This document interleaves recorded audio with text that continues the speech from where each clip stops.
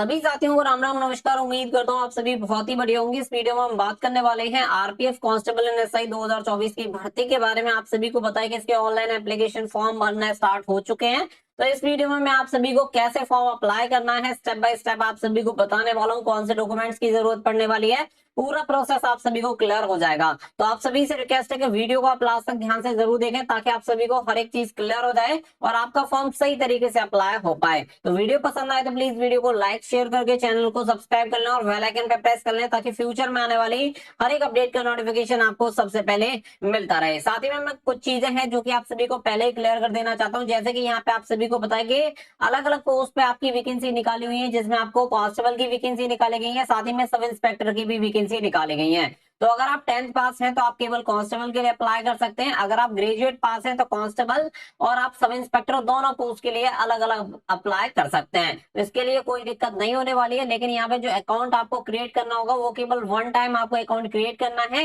इसके बाद आप लॉग इन करके डायरेक्टली किसी भी वैकेंसी के लिए अप्लाई कर सकते हैं। जैसे पहले आप कांस्टेबल का फॉर्म अप्लाई कर देते हैं तो फिर इसके बाद सब इंस्पेक्टर के लिए केवल लॉग इन करके आप डायरेक्टली अप्लाई कर सकते हैं। तो ये प्रोसेस यहाँ पे रहने वाला है। देखते हैं कि आपको अप्लाई कैसे करना है। तो लिंक आपको वीडियो के डिस्क्रिप्शन में मिल जाएगी। वहां पे क्लिक करने के बाद आप इस वाले इंटरफेस पे आ जाएंगे। यहाँ पे आपको अप्लाई का ऑप्शन देखने के लिए मिल जाता है। इसमें दो ऑप्शन आपको देखने के लिए मिलते हैं, create an account and already have an account. अगर आपने पहले आरआरबी की जो दो वैकेंसी निकाली हुई है जिसमें आपका एएलपी और टेक्नीशियन, इनमें से किसी भी पोस्ट के लिए अप्लाई किया है तो आपको केवल यहाँ पे ऑलरेडी हैव एन अकाउंट पे क्रिएट करना है और जो डिटेल्स आपने यूज की थी लॉग इन करने के लिए उन डिटेल्स को एंटर करने के बाद डायरेक्टली जाके आप अप्लाई कर सकते हैं। बट अगर आप पहली बार अप्लाई कर रहे हैं यहाँ से तो यहाँ पे क्रिएट एन अकाउंट पे आपको क्लिक करना होगा और कुछ इस तरीके का इंटरफेस आप सभी को दिखाई देगा।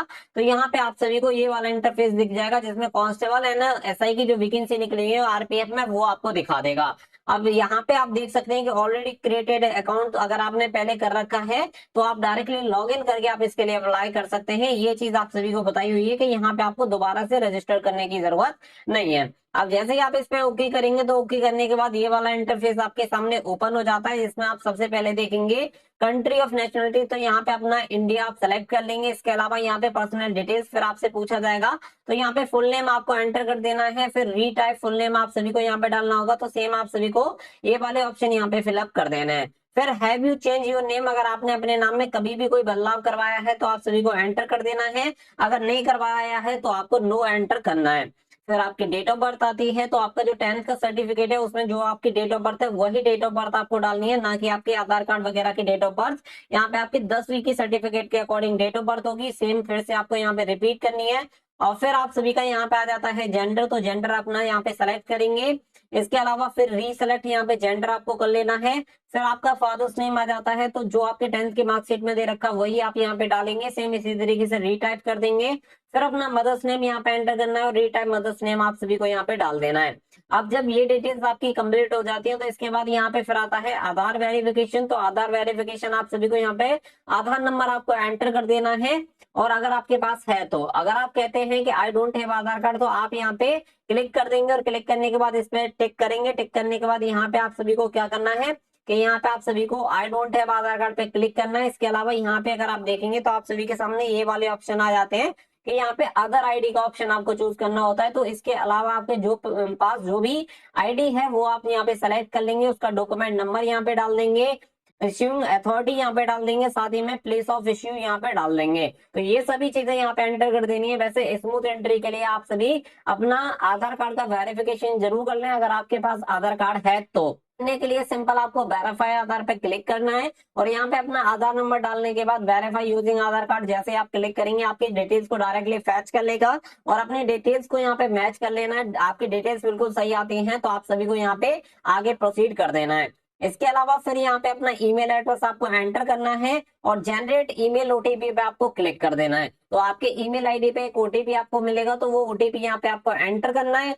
फिर अपना मोबाइल नंबर यहाँ पे डालना है और मोबाइल नंबर के बाद जनरेट मोबाइल ओटीपी आपको क्लिक करना है यहाँ पर। और फिर आपके एक मोबाइल पे ओटीपी रिसीव होगा तो वो मोबाइल का ओटीपी आपको यहाँ पे एंटर कर देना है। एंटर करने के बाद सबसे नीचे आप सभी को यहाँ पे गेट क्रिएट योर पासवर्ड का ऑप्शन देखने के लिए मिलता है, क्योंकि ईमेल आईडी और पासवर्ड से ही आपका लॉगिन होगा जिसमें आप मोबाइल नंबर यूज कर सकते हैं या फिर अपना ईमेल एड्रेस।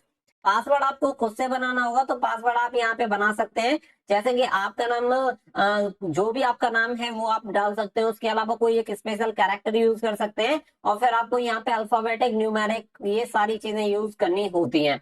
तो ये वो वाला पासवर्ड यहाँ पे एंटर करके फिर आपको कंफर्म पासवर्ड, जो पासवर्ड आपने यहाँ पे डाला है वही पासवर्ड आपको कंफर्म पासवर्ड में एंटर करना है। और एंटर करने के बाद एंटर कैप्चा कोड में आप सभी को ये जो कोड आपको दिख रहा है वो यहाँ पे एंटर कर देना है, और प्रीव्यू एंड क्रिएट अकाउंट पे आपको क्लिक कर देना है। याद रखना कि जैसे ही आप इस पे preview and create an account पे क्लिक करेंगे तो आप सभी को कंफर्मेशन दिया जाएगा, तो उसे पूरा क्रॉस वेरीफाई आप सभी को कर लेना है, क्योंकि बाद में इसमें कुछ भी एडिट नहीं होने वाला है। तो जो भी एडिट करना है रजिस्ट्रेशन के टाइम पे आपको पहले से ही सारी चीजें कंफर्म होनी चाहिए, क्योंकि यहाँ पे फिर आपका एडिट होने में आपको दिक्कत हो सकती है। तो सारी चीजों को क्रॉस वेरीफाई करने के बाद आपको यहाँ पे कंफर्म कर देना है, और तो आपका अकाउंट हो जाएगा क्रिएट। आपको ईमेल एड्रेस पे और मोबाइल नंबर पे कंफर्मेशन मेल एंड मैसेज आपको देखने के लिए मिल जाता है। जब ये प्रोसेस आप सभी का यहाँ पे कंप्लीट हो जाता है, तो कंप्लीट होने के बाद फिर हमें यहाँ पे लॉग इन हेयर पे क्लिक करना है, जिससे कि हमें लॉग इन करना है। इसमें आप सभी देखेंगे sign in to your account, तो यहाँ पे अपना मोबाइल नंबर, ईमेल एड्रेस, इनमें से कोई भी एक चीज आपको एंटर कर देनी है, और जो पासवर्ड आपने क्रिएट किया था वो पासवर्ड यहाँ पे डाल देंगे। फिर अपना कैप्चा यहाँ पे एंटर कर देना है और लॉग इन आपको कर देना है, तो आपका अकाउंट हो जाएगा लॉग इन। इस तरीके का इंटरफेस फिर आप सभी को यहाँ पे दिखाई देगा, जिसमें आप सभी को दिखा देगा ऑनलाइन एप्लीकेशन। ये वाला इंटरफेस आप यहाँ पे देख सकते हैं। तो ऑनलाइन एप्लीकेशन पे आपको क्लिक कर देना है। लॉग इन होने के बाद आपके सामने ये वाला इंटरफेस आता है, जिसमें आपको दोनों पोस्ट दिखाएगा। इसमें अगर आप देखेंगे तो इसमें सबसे पहले यहाँ पे आप देखेंगे कि यहाँ पे आप सभी को सबसे पहले ये नोटिफिकेशन देखने के लिए मिल जाता है, जो कि आपका सब इंस्पेक्टर का है। इससे नीचे आपका कांस्टेबल का है। तो अपने क्वालिफिकेशन के अकॉर्डिंग आप जिसके लिए भी अप्लाई करना चाहते हैं उस पर आपको क्लिक कर देना है। जैसे कि यहाँ पे आप सभी का देखने के लिए मिलेगा I am not currently debarred by any RRB और आरआरसी पे आपको क्लिक कर देना है। और क्लिक करने के बाद अगर आप कांस्टेबल के लिए अप्लाई करना चाहते हैं तो कांस्टेबल पे नेक्स्ट कर देंगे। अगर आप सब इंस्पेक्टर के लिए अप्लाई करना चाहते हैं तो सब इंस्पेक्टर के लिए भी कर सकते हैं, या फिर पहले कांस्टेबल का अप्लाई करने के बाद अगर आप ग्रेजुएट हैं तो दोबारा से लॉग इन करके आप डायरेक्टली फिर सब इंस्पेक्टर के लिए भी अप्लाई कर सकते हैं। अभी मैं यहाँ पे कांस्टेबल का प्रोसेस आपको बता रहा हूँ। तो I am not currently debarred by any RRB RRC में क्लिक करूंगा, और इसके बाद नेक्स्ट पे क्लिक कर देते हैं। मैं नेक्स्ट पे क्लिक करता हूं तो कुछ मेरी जो बेसिक डिटेल्स हैं जो कि मैंने पहले भरी थी रजिस्ट्रेशन के टाइम पे, डायरेक्टली वहीं से इन्हें फैच कर लिया गया है। तो ये सभी डिटेल्स आप सभी को यहाँ पे कुछ इस तरीके से नीचे देखने के लिए मिल जाएंगी। ये सभी डिटेल्स आपको मैच कर लेनी है। सभी डिटेल्स जो आपने रजिस्ट्रेशन करते टाइम फिल की थी वो सभी डिटेल्स आपको यहाँ पे दिखाएगा। तो यहाँ में कोई भी गलती होने की गुंजाइश आपकी नहीं रहती है। ईमेल एड्रेस, मोबाइल नंबर, वो सारी डिटेल्स आप सभी को ऊपर दिखा देगा। इसके अलावा फिर यहाँ पे मैरिटल स्टेटस, अनमैरिड, यहाँ पे जो भी आपका मैरिड अनमैरिड है वो आप सेलेक्ट कर लेंगे। फिर इसका रिलीजन आप सभी अपना, जो भी हिंदू मुस्लिम आप हैं वो आप सेलेक्ट करेंगे। फिर मदर टंग आप सभी की यहाँ पे आ जाती है। तो जो भी आपकी मदर टंग है, यानी आपकी माता जी जो भी भाषा बोलती हैं वो आपको यहाँ पे सेलेक्ट कर लेनी है। फिर आपका यहाँ पे आता है choice of language for examination, यानी कि आप जो अपनी परीक्षा है, जो आपका ऑनलाइन एग्जामिनेशन होगा, वो कौन सी भाषा में देना चाहते हैं, तो वो आप यहाँ पे सेलेक्ट कर लेंगे। तो सेलेक्ट मैं करता हूँ हिंदी के, मैं हिंदी में देना चाहता हूँ। फिर यहाँ पे परमानेंट विजिबल मार्क्स आप सभी को आइडेंटिफिकेशन के लिए पूछेगा, तो वो आप सभी को यहाँ पे डाल देना है। कोई कट का निशान हो, कोई तिल वगैरह, जो भी आपका निशान है वो आप सभी को डाल देना है। इसी तरीके से 2 आइडेंटिफिकेशन मार्क्स आप सभी को डाल देने हैं, वो मैंने यहाँ पे एंटर कर दिए हैं। इसके अलावा यहाँ पे मुझे कुछ और डिटेल्स पूछेगा। इसमें जैसे कम्युनिटी आपके पूछेगा ये कौन सी कैटेगरी से आप आते हैं, तो मैंने यहाँ पे एससी डाल दिया। फिर आपका सर्टिफिकेट नंबर, अगर आप एससी डालते हैं तो सर्टिफिकेट नंबर पूछेगा, तो सर्टिफिकेट नंबर आपको डाल देना। अगर आप जनरल डालेंगे तो फिर आपसे ये डिटेल्स नहीं पूछी जाएंगी।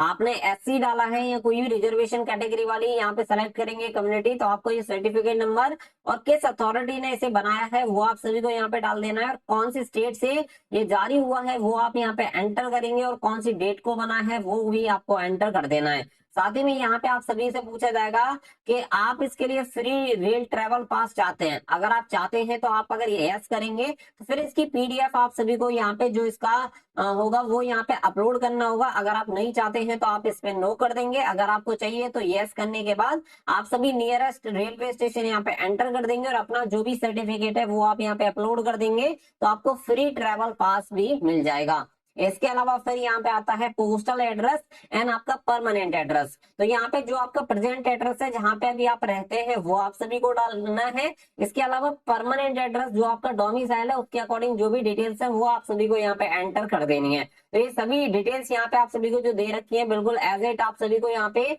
जो भी आपकी है एक्चुअल में वो आप सभी को डाल देनी है। इसी तरीके से जैसे स्टेट अपना सेलेक्ट कर लेना, डिस्ट्रिक्ट आप सेलेक्ट कर लेंगे। अगर आपका सेम एड्रेस है परमानेंट और ये, तो आप यहाँ पे परमानेंट एड्रेस पे जैसे टिक करेंगे, क्योंकि मेरे प्रेजेंट एड्रेस और परमानेंट एड्रेस सेम है तो मैं यहाँ पे टिक कर देता हूँ तो सेम एड्रेस मेरा यहाँ पे आ जाएगा। इसके अलावा आपको इसे कर लेना है सेव। सेव करने के बाद फिर आपको करना है नेक्स्ट पे क्लिक। नेक्स्ट पे क्लिक करने के बाद कुछ इस तरीके का इंटरफेस आप सभी को देखने के लिए मिलेगा, जहां पे एक्स सर्विसमैन डिटेल्स आप सभी से पूछेगा। अगर आप एक्स सर्विसमैन है ये तो यस करेंगे, अदरवाइज आप नो कर देंगे। इसके अलावा फिर आप सभी को यहाँ पे पूछता है are you person with benchmark disability, तो अगर आप हैं तो यस करेंगे, अदरवाइज आप इसे नो कर देंगे। इसके अलावा ईबीसी कैटेगरी से अगर आप आते हैं तो यस, अदरवाइज इसे नो करेंगे। और साथ ही में यहाँ पे अगर आप रेलवे एप्लीकेंट हैं, साथ ही में यहाँ पे अगर सर्विंग रेलवे एप्लीकेंट हैं तो आप यस करेंगे, अदरवाइज इसे नो कर देंगे। अगर करंट एम्प्लॉयमेंट डिटेल्स आपके पास हैं तो वो आप सभी को यहाँ पे नॉट एप्लीकेबल कर देना। अगर आप काम नहीं करते हैं और करते हैं तो वो डिटेल्स आप सभी को डाल देनी है। साथ ही में अगर आपने कोई अप्रेंटिस का कोर्स कंप्लीट किया हुआ है तो वो यस कर देंगे, अगर नहीं किया है तो फिर आप यहाँ पे इसे नो कर देंगे। तो ये डिटेल्स कंप्लीट हो जाने के बाद आपकी एप्लीकेशन फीस आप सभी को पता है कि जब आप एग्जामिनेशन में बैठ जाते हैं तो इसके बाद आपके पूरे 250 रुपए एससी कैटेगरी में रिफंड आते हैं और जनरल ओबीसी और ईडब्ल्यूएस कैटेगरी में 400 रुपए रिफंड आते हैं, जिसके लिए आपको अपनी बैंक डिटेल्स यहाँ पे कंफर्म करनी होती हैं। तो यहाँ पे अपनी बैंक डिटेल्स आप सभी को डलवा देनी है। अगर आप साइबर कैफे से फॉर्म भरवाते हैं तो साइबर कैफे वाले को अपनी डिटेल्स दे देनी है बैंक की, ताकि आपके बैंक में वो पैसा रिटर्न आ जाए। जब ये सभी डिटेल्स आप फिल कर देते हैं तो इसे फिर से आपको एक बार सेव कर देना है। सेव करने के बाद अदर डिटेल सेव सक्सेसफुली आप सभी को दिखा देगा और नेक्स्ट पर आपको क्लिक करना है। नेक्स्ट पर हम जैसे ही क्लिक करते हैं, क्लिक करने के बाद आप सभी देखेंगे कि यहाँ पे मैंने अपनी जो मैट्रिकुलेशन की डिटेल्स है वो यहाँ पे एंटर कर दिए हैं, क्योंकि मैं यहाँ पे कांस्टेबल के लिए फॉर्म अप्लाई कर रहा हूँ। अगर मेरे पास ग्रेजुएशन होता तो मैं यहाँ पे डायरेक्टली फिर क्वालिफिकेशन में मैट्रिकुलेशन की जगह कुछ भी और अदर जो डिटेल्स है वो यहाँ पे सेलेक्ट कर लूंगा, यहाँ पे ऐड करूंगा। तो यहाँ पे क्या है कि आपकी जो भी क्वालिफिकेशन है वो आपको यहाँ पे सेलेक्ट कर लेनी है, क्योंकि हम कांस्टेबल का पोस्ट के लिए फॉर्म अप्लाई कर रहे हैं। तो यहाँ पे केवल आपको मैट्रिकुलेशन दिखाएगा, तो ये मैं ऑलरेडी सेलेक्ट कर चुका हूँ। साथ ही में मैंने कौन से स्टेट से क्वालिफाई किया है वो एंटर कर दिया है। साथ ही में फिर आपका डिस्ट्रिक्ट पूछेगा, डिस्ट्रिक्ट आपको डाल देना है, कौन सा बोर्ड है वो आप सभी को डाल देना है। ईयर ऑफ पासिंग आप सभी का जो सर्टिफिकेट है 10th का उस पे लिखा होगा वो आप सभी को, डेट ऑफ पासिंग यहाँ पे एग्जैक्ट डेट आप सभी को डाल देनी है। तो ये डेट डालने के बाद आप सभी को यहाँ पे ये नेक्स्ट पे आपको क्लिक कर देना है। नेक्स्ट वाला ऑप्शन आपको देखने के लिए मिल जाएगा, तो नेक्स्ट पर आप क्लिक करेंगे। नेक्स्ट पे क्लिक करने के बाद कुछ इस तरीके का इंटरफेस आप सभी को देखने के लिए मिल जाता है। अब यहाँ पे अगर आप देखेंगे तो आप सभी को 2-3 चीजें यहाँ पे अपलोड करनी होती हैं, जैसे कि एक आपका यहाँ पे फोटो आप सभी को अपलोड करना है और एक सिग्नेचर आप सभी को अपलोड करना है। तो ये 2 मेन चीजें हैं। साथ ही में आप सभी को यहाँ पे क्या है, फोटो का स्पेसिफिकेशन दिया गया है कि फोटो का साइज वगैरह क्या होना चाहिए, वो पूरी चीजें आप सभी को बताई गई है। साथ ही में व्हाइट बैकग्राउंड का फोटो आप सभी का होना चाहिए, 6 महीने से पुराना आपका फोटो नहीं होना चाहिए। साइज आपका ये वाला होना चाहिए, फाइल का जो फॉर्मेट रहेगा जेपीजी और जेपीजी में होना चाहिए। साथ ही में साइज फोटोग्राफ अगर यहाँ पे देखेंगे 30 से 70 केबी का आप सभी का होना चाहिए फोटो का बैकग्राउंड, फोटो का साइज। इसी तरीके से हर एक चीज आप सभी को यहाँ पे बताई गई है। सेम इसी तरीके से अगर यहाँ पे आप देखेंगे तो सिग्नेचर के लिए आप सभी को बताया गया है कि व्हाइट पेपर पे ब्लैक और ब्लू पिंक से, यानी या तो ब्लैक पेन यूज कर सकते हैं या फिर ब्लू पेन यूज कर सकते हैं। यहाँ पे आप सभी को 50 mm इंटू 20 mm का एक बॉक्स में आपको सिग्नेचर करने हैं और उस सिग्नेचर को आपको अपलोड करना है। साथ ही में आपके जो सिग्नेचर होने चाहिए वो रनिंग लेटर में होने चाहिए, ना कि बड़े बड़े अक्षरों में जो सिंपल सिग्नेचर कर देते हैं वो एक्सेप्टेबल नहीं है। तो रनिंग सिग्नेचर, जैसे कि सिग्नेचर जिस तरीके से होते हैं उसी तरीके से आपको अपलोड करने हैं। साथ ही में फाइल का साइज बताया गया है कि जेपीजी और जेपीजी फॉर्मेट में होना चाहिए। साथ ही में डायमेंशन आप सभी को बताया गया, तो इसी डायमेंशन को आपको फॉलो करना है।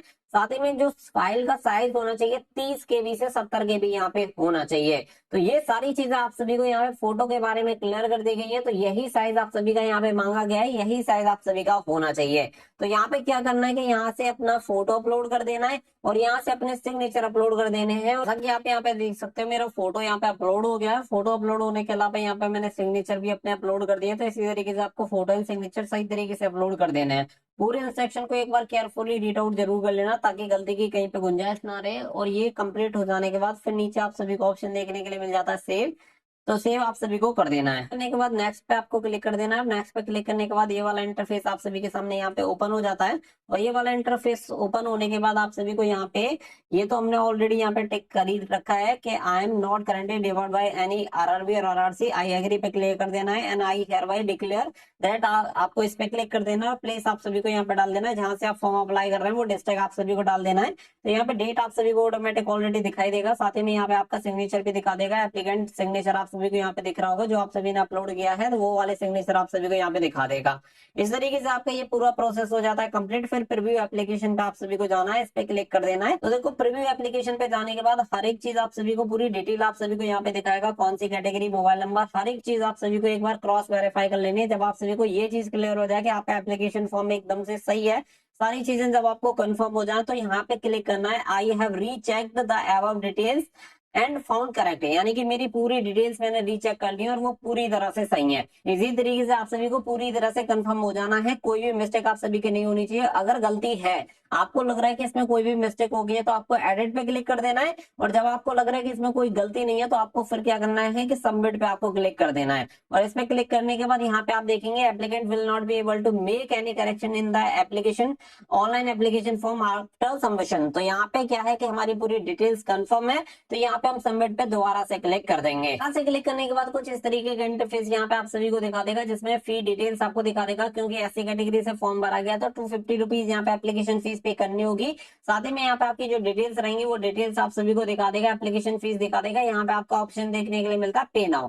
पे नाउ पे आपको क्लिक करना है, आई एग्री पे आपको यहाँ पे क्लिक कर देना है, प्रोसीड पे आपको क्लिक करना है। तो जैसे आप प्रोसीड पे क्लिक करेंगे, तो यहाँ पे पेमेंट वाला जो ऑप्शन है वो आप सभी के सामने ओपन हो जाता है, जिसमें debit card, net banking, UPI, ये कोई भी पेमेंट मोड आप यूज कर सकते हैं। जिसमें आप सभी को अपना कार्ड नंबर एंटर कर देना है, name of the card holder आप सभी को यहाँ पे एंटर कर देना है, और जो डिटेल्स है आप सभी की वो आप सभी को यहाँ पे डाल देंगे। डेबिट कार्ड और क्रेडिट कार्ड के थ्रू मैं आप सभी को बता रहा हूँ। अगर आप इंटरनेट बैंकिंग का यूज करते हैं, तो इंटरनेट बैंकिंग के थ्रू अप्लाई फॉर्म की जो फी है वो जमा कर सकते हैं, या फिर यूपीआई के थ्रू भी आप जा सकते हैं। यूपीआई के थ्रू भी अपनी जो एप्लीकेशन फीस है वो आप सबमिट कर सकते हैं। तो ये पूरा प्रोसेस कंप्लीट हो जाने के बाद आपका एप्लीकेशन फॉर्म हो जाता है सबमिट। तो अपनी बस फीस आपको सबमिट कर देनी है। इसके बाद डायरेक्टली आपका जो पेज होगा वो रीडायरेक्ट हो जाएगा, और रीडायरेक्ट होने के बाद आपके सामने पेज को, जो आपका एप्लीकेशन फॉर्म है उसे प्रिंट करने का और सेव करने का ऑप्शन आप सभी के सामने आ जाता है। तो इस तरीके से आपका आरपीएफ कांस्टेबल का फॉर्म हो जाता है कंप्लीट। अगर आप चाहते हैं कि मुझे सब इंस्पेक्टर के लिए भी अप्लाई करना है, तो ईमेल आईडी और पासवर्ड जो होता है उसके जरिए आपको जाके लॉग इन करना है, और वहां से जाके डायरेक्टली आप सब इंस्पेक्टर के लिए भी फॉर्म अप्लाई कर सकते हैं। आई होप पूरी इन्फॉर्मेशन इस वीडियो में क्लियर हो गई होगी। सबसे मेन बात, इस बार आपका ग्रुप एंड जोन वाला कोई भी सीन इसमें नहीं दिया गया है, तो आई होप कि ये चीज इस बार अप्लाई नहीं होने वाली है। तो अपना फॉर्म आराम से सारी चीजों को क्रॉस वेरीफाई करके आप सभी को भर देना है। कोई भी अगर आपको प्रॉब्लम आ रही है तो आप मुझे कमेंट करके बता सकते हैं, मैं आप सभी को जरूर से रिप्लाई दे दूंगा। मिलेंगे नेक्स्ट वीडियो में, फिलहाल के लिए बस इतना ही। So thank you for watching. जय हिंद, जय भारत।